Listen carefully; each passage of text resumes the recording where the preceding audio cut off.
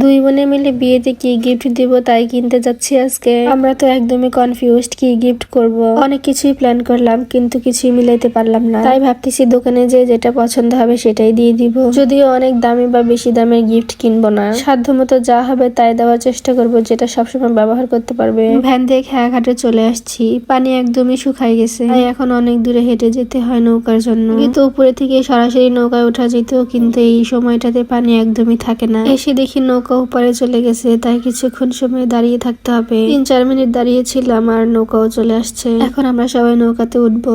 অনেক অনেক রোদ ছিল, আর শীতের দিনের রোদ তো অনেক বেশি তাপ লাগে। তারপর হেঁটে হেঁটে দোকানে চলে গেলাম, যে দেখতেছিলাম কি থেকে কি নিব।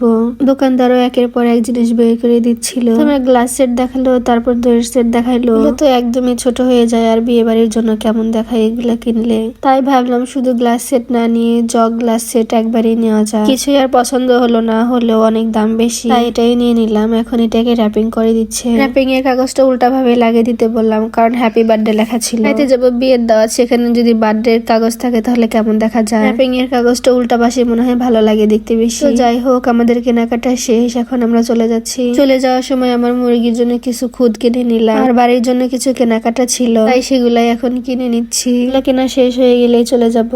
পিচ্চিটা কিন্তু দেখতে মাশাআল্লাহ অনেক সুন্দর। চলে আসতে আসতেই দেখি খেয়া নৌকাও চলে আসছে।